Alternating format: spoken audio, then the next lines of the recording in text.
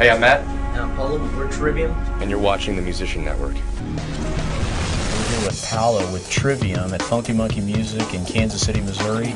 Paolo, thanks so much for joining us, man. We appreciate you coming. Thank you. The band's been together about 7 or 8 years now, but I've been in the band for about 3. You know, the tour on right now is with Lamb of God and Machine Head, and it's just been great. You know, we're hitting a lot of new cities we haven't been to in a while, like obviously Kansas City has been maybe 2 years since we've been here. So awesome, man. It's been great, you know, to get back to places we haven't been in a while or places we haven't been. You're from Florida originally. Yeah. You're based in Florida. Mm-hmm. Tell me a little bit about the history of the band itself. Well, I guess probably I'm not the greatest person to do the history because I've been in for 3 years, but I guess since I've been in, you know, it's just been constant touring, you know, and pretty much the albums were put out back to back. You know, we did Ascendancy tour for about 1.5 years. Did the Crusade right after we finished touring for it. Now, you know, doing that touring for that CD. Very cool, fantastic. Where did you guys actually cut that record? We've done so far all the CDs we've done have been in at Audio Hammer Studios in Florida and at Morris Sound as well. Fantastic. Okay. Tell me a little bit about the gear you play. Obviously, our viewers are real interested in kind of hearing a little bit about kind of the products that you're endorsing, and we obviously have a BC Rich bass here. Tell me a little bit about the gear that you like to work with. My main bass that I use is a Mockingbird, very similar to this, you know, custom shop, and also a custom Warlock as well. So those are my 2 main basses, and then for amps I've been using custom Groove stuff and a lot of Sansamp stuff as well, Sansamp RPI. From Tech 21? Yeah. Okay.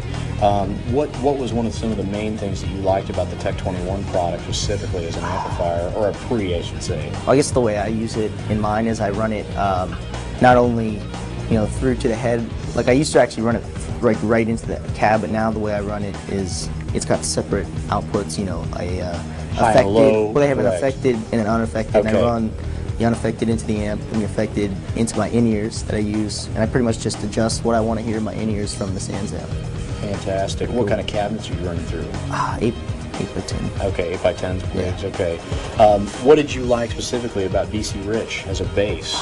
Well, a lot of the people, you know, I was influenced by, like Tom Araya, you know, in the beginning used to use that stuff, and also Dee Dee from Overkill and stuff used to use that as well, and that turned me on to, you know, definitely the shapes, you know, just beautiful guitars, but once I started playing them and got to play some custom shop stuff, I just wanted BC Rich, you know. Kind of just fell in love with it. Yeah, I mean, that was the only company I wanted to be with, and, you know, when we started, actually before Ascendancy came out, we contacted them, and Ted, the guy I work with, he was really cool, hooked us up, you know, way before anything happened, and you know, we've been just working with them since. So they've been supporting Trivium and your efforts, and yes, that's definitely. great. They've really helped us out. What kind of strings do you use? We all use DR strings. DR? And, great company. Yeah, they last long.